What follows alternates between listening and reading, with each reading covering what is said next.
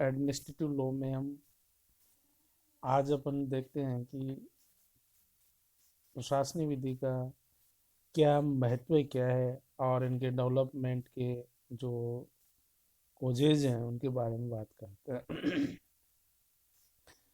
तो प्रशासनिक विधि में कह सकते हैं कि पब्लिक वेलफेयर या ये कहें कि लोक कल्याणकारी राज्य की स्थापना संविधान के लागू 26 जनवरी 1950 से ही केंद्र और राज्य सरकारों के कार्य क्षेत्र पर व्यापक परिवर्तन हुआ है। विधि एवं व्यवस्था, जनशक्ति, सुरक्षा और दंड विधि के क्रियान्वयन के अतिरिक्त आधुनिक राज्य के कतिपय ऐसे भी अन्य कार्य करने लगा है जिनका संबंध लोक कल्याण का से है। आज राज्य सामान्य जन के दैनिक जीवन में जो भी हस्तक्षेप करने लगा है, क्योंकि उसे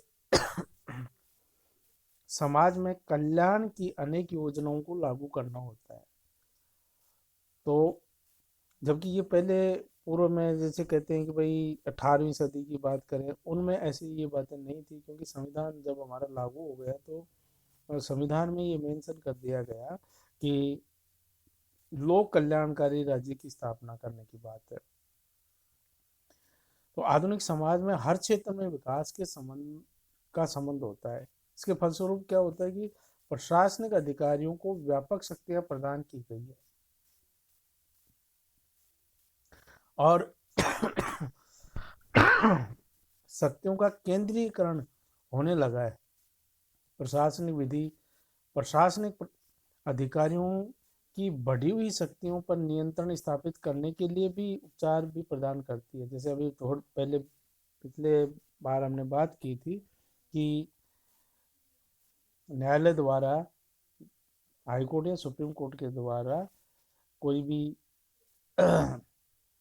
न्यायालय में जाके अपने अधिकारों के बारे में बात करता है, तो ये रिट्स हैं, जो 5 रिट्स हैं, वो जारी भी की जा सकती है। इसलिए हम कह सकते हैं प्रशासनिक बढ़ी हुई शक्तियों पर नियंत्रण स्थापित करने के लिए भी उपचार भी प्रदान इसी प्रशासनिक विधि में किए जाते हैं। इसलिए प्रशासन विधि का महत्व दिन प्रतिदिन बढ़ता जा रहा है।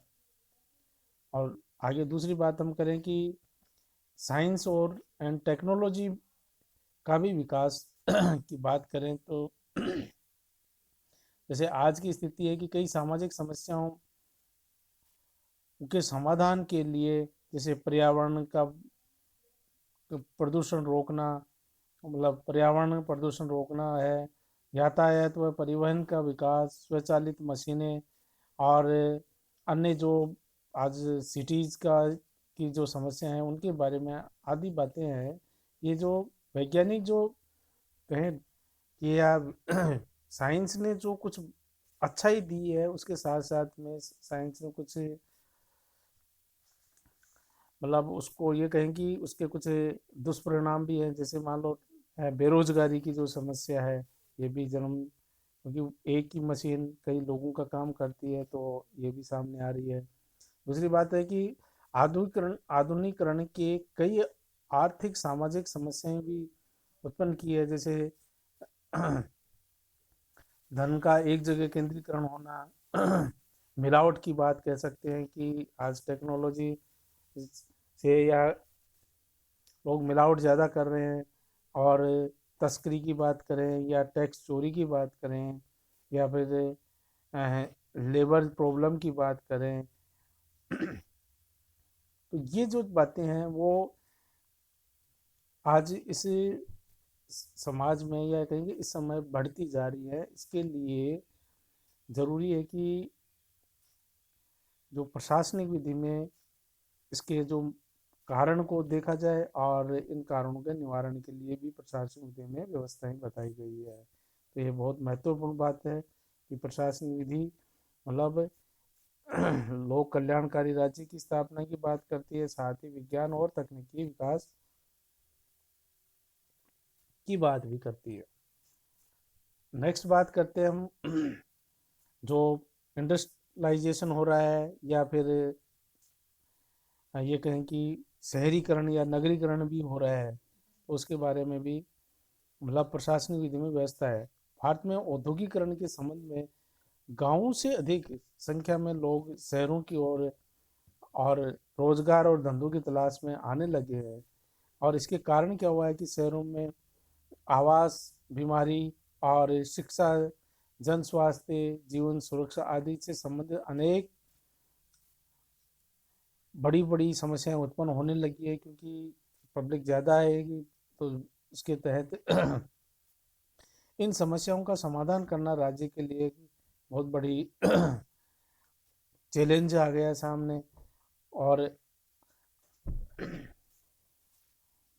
और कई बार तो ये होता है अनेक समाजों में, तो जैसे शिक्षा, रोजगार हुआ, या फिर हेल्थ की बात करें, या फिर ये कहें कि वृद्धावस्था के लिए सामाजिक सहायता और उत्पादन की बात करें, तो यह आवश्यक वस्तुओं की पूर्ति के लिए भी नए कानून तथा नियम बनाना आवश्यक तो महसूस हुआ है। और उसके लिए भी प्रशासनिक विधि में व्यवस्थाएं की गई है। और प्रशासनिक विधि में अनेक निगमों की स्थापना भी करनी पड़ी, जिसमें जैसे राज्य परिवहन निगम हुआ, वित्त निगम है, स्टेट्स के अपने, और औद्योगिक विकास निगम हुआ, और फूड कॉरपोरेशन हुआ, सोशल डेवल वेलफेयर बोर्ड है। तो ये है। इसी प्रकार हमारे जो न्यायपालिका के कार्यों में भी अभिवृद्धि हुई है, बढ़ोतरी की गई है, क्योंकि नीतिगत रूप में प्रशासनिक अधिकारियों को जो सीमित मात्रा में न्यायिक शक्तियां भी सुपुर्द करनी पड़ी है। तो ये व्यवस्था सारी कहा, ये सब प्रशासनिक विधि की बातें हैं। और हम कहेंगे आगे जो बात करते हैं कि आर्थिक क्रियाकलापों का भी केंद्रीकरण हुआ है, ये भी प्रशासनिक विधि का में है। आज क्या है कि राज्य का द्वारा ये प्रयत्न किए जाते हैं कि समुदाय की भौतिक संपत्ति का स्वामित्व व नियंत्रण इस पद्धति से प्रतिस्थापित किया जाए।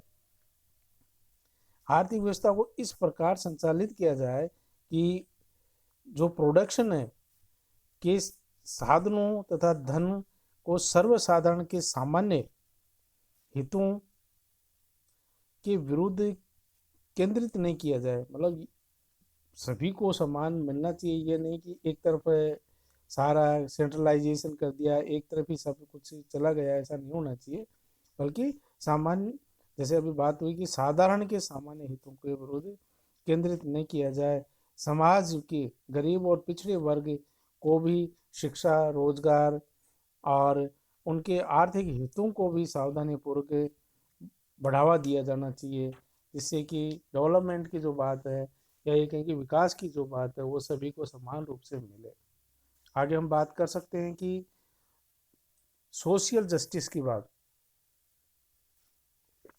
ये भी प्रशासन विधि में व्यवस्था की गई है कि ये अधिकार क्षेत्र में अधिक वृद्धि की गई है। प्रशासनिक कार्यों की अभिवृद्धि के साथ साथ प्रशासनिक शक्तियों के दुरुपयोग की संभावना भी बढ़ गई है, क्योंकि जब पावर्स दिए जाते हैं तो कहीं ये भी लगता है कि कहीं इनका कोई दुरुपयोग तो नहीं होता है, किया जा सकता है। तो प्रशासनिक अधिकारियों की शक्तियों के दुरुपयोग पर नियंत्रण स्थापित करने की विधि का अध्ययन भी प्रशासनिक विधि के अंतर्गत ही किया जाता है। ठीक। और यही कारण है कि वर्तमान में प्रशासनिक विधि एक अलग ब्रांच के रूप में भी देखी जाती है। तो अब सोशल जस्टिस की बात है, तो सोशल जस्टिस में भी मतलब सामाजिक व्यवस्थाएं भी की गई है। न्याय की बात है तो ये भी प्रशासनिक विधि में बताया। और इसके साथ ही हम कहें कि 20वीं सदी में समाज में भारत के मतलब विधि आयोग ने अपने जो 14वें प्रतिवेदन में भी प्रशासनिक विधि के डेवलपमेंट के कारणों को इस प्रकार कहा था कि 20वीं सदी का समाज अनेक प्रकार की समस्याओं से घिरा हुआ है और जिससे समाज के कार्यों में वृद्धि हुई है और राज्य के कार्यों में वृद्धि हुई है तथा राज्य के स्वरूप में भी व्यापक परिवर्तन हुआ है। हस्तक्षेप रहित समाज में कल्याणकारी राज्य की स्थापना के साथ ही राज्य की लोक नीति में भी बहुत महत्वपूर्ण परिवर्तन किया गया है और एकमात्र जिसका परिणाम ये हुआ है कि प्रशासन विधि का निरंतर विस्तार आवश्यक हो गया है।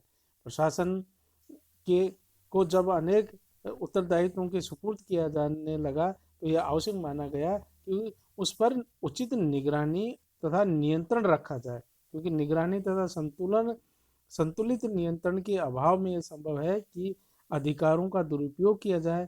ऐसी परिस्थितियों में एक तंत्र का ही विकास हो जाएगा और एलन के शब्दों में है इसके ये भी कह सकते हैं हम इसे नौकरशाही प्रबल हो जाएगी और प्रशासनिक विधि इस बात का निरंतर प्रयास करती है कि एक तंत्र के दुष्प्रभाव से लोगों को बचाया जाए।